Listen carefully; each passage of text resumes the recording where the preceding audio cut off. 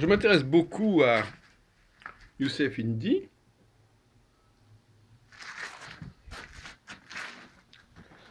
qui est un garçon très savant.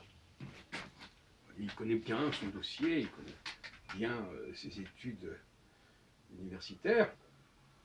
Et d'ailleurs, il n'a pas eu l'honneur de suivre l'enseignement de Georges Vaida comme moi.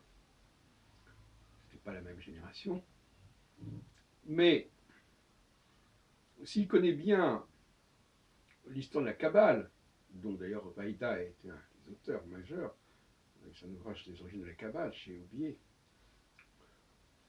il ne connaît pas bien la théologie chrétienne de la Seconde Alliance, de la Nouvelle Alliance. Et ça, c'est un point aveugle de son discours qui est assez extraordinaire. Il faut bien reconnaître que la Nouvelle Alliance est un peu le parent pauvre de la théologie actuelle, aussi bien du côté juif que du côté chrétien, paradoxalement. La Nouvelle Alliance, quand on lit Jérémie 31, et je salue encore une fois Luc Henrist d'en faire une très bonne formulation, Henrist, H-E-N-R-I-S-T, ce n'est pas du tout d'abord la fin de l'alliance avec les Hébreux, d'aucune façon, et d'autre part, c'est effectivement le passage d'une nouvelle idée de l'alliance ou d'une nouvelle idée de la loi. À savoir que la loi extérieure doit être remplacée par la loi intérieure. C'est-à-dire que nous recevons en nous-mêmes, en notre cœur, cette loi, par notre naissance en fait, en tant que juif. Et si on n'est pas juif, eh bien on ne reçoit pas cette loi. On ne la reçoit pas en tout cas de l'intérieur. On ne peut la recevoir que de l'extérieur.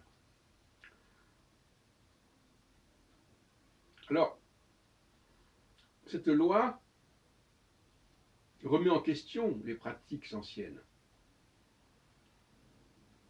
Alors, elle est annoncée, cette loi, dans Jérémie, c'est-à-dire, je ne sais pas, vers le 6e, 7e siècle avant notre ère.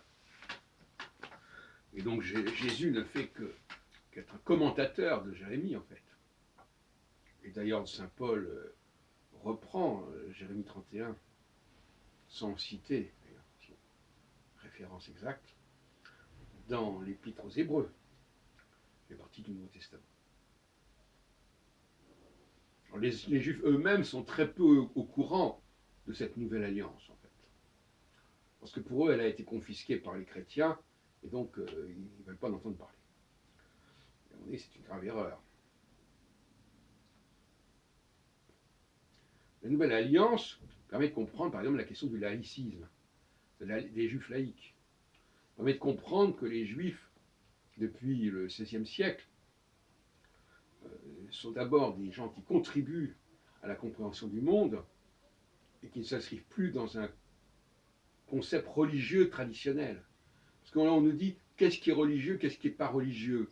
Mais ça, c'est un débat qui est dépassé. Le religieux, c'est la doxa, c'est l'ancienne alliance, qu'on appelle le religieux. La nouvelle religion, le néo-religiosisme, la nouvelle alliance, c'est autre chose. Nous sommes dans le concret, nous sommes dans le monde réel, et il s'agit de le comprendre. Il ne s'agit pas des secrets de la Kabbale, il s'agit des secrets de la sociologie, des secrets de la société, et même les secrets de l'astrologie, qui est une clé fondamentale pour comprendre notre société, notre monde. Comme je le disais déjà en 68, sur le campus de l'Université hébraïque de Jérusalem. Il y a donc plus de 50 ans. Et donc, je trouve ça remarquable. Youssef Indy apporte de loin mon moulin à propos de la Seconde Alliance, parce que pour moi, la Seconde Alliance, elle se réalise. Son avènement, c'est la fin du XVe siècle. Et il nous explique effectivement, en parlant notamment de Shlomo Molko, une volonté de changer les choses, d'entrer dans un nouveau monde. Et bon, alors on pourrait développer, mais il fait un très bon historique en montrant qu'effectivement le sionisme n'est pas né seulement chez les sionismes chrétiens, mais qu'il est évidemment antérieur. Donc on le trouve chez Isaac Luria, notamment au XVIe siècle, justement. Donc il ne comprend pas, il ne comprend pas que la promesse de Jérémie 31, elle se réalise chez les Juifs à partir du XVIe siècle. Alors, il nous décrit en même temps très bien par le biais de la Kabbale, qui est un élément majeur probablement de cette nouvelle alliance. Alors il nous dit, mais il ne se rend pas compte que en disant cela, il prend exactement la même démarche que celle de Jésus. Il y a des choses qu'il ne faut plus respecter. Il y a des choses qu'il faut trouver en son sein. Jésus est le héros de la nouvelle alliance. Il est le héros de la nouvelle alliance pour les Juifs. Maintenant que ça a été récupéré par d'autres, c'est un autre problème. Là, il y a un tour de passe-passe, une instrumentalisation. Mais ce que dit Jésus sur le fait qu'il faut changer son attitude par rapport au Jésus traditionnel est valable. Le problème, c'est que Jésus dit cela à une époque qui n'est pas la bonne époque. Le tort de Jésus, il a une bonne interprétation de la Nouvelle Alliance, sauf il croit que c'est de son temps que ça va changer, or que ça changera que 1500 ans ou à peu près plus tard.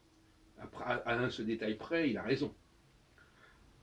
Maintenant que l'on ait en plus instrumentalisé Jésus pour faire croire que ceux qui étaient dominés par les Juifs deviendraient les égaux des Juifs, comme dirait saint Paul dans la lettre aux Éphésiens, c'est une autre affaire. Donc je suis très, très intéressé par Indy, parce que ça rafraîchit un certain nombre de souvenirs.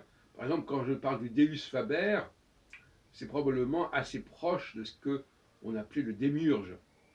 Et il a raison de dire, Indy, qu'il y a dans la gnose une dualité entre un Dieu universel, originel, et un Deus Faber. Il n'appelle pas le mot Deus, et le démiurge. Et pour moi, effectivement, ce qui m'intéresse, c'est le démiurge, en l'occurrence. Donc, je remercie, effectivement. Bon. Par ailleurs, je crois qu'il n'a pas non plus une très bonne connaissance de la Bible, et que si on l'interrogeait sur la question d'Ismaël et de Isaac, il n'aurait pas des choses très intéressantes à nous dire.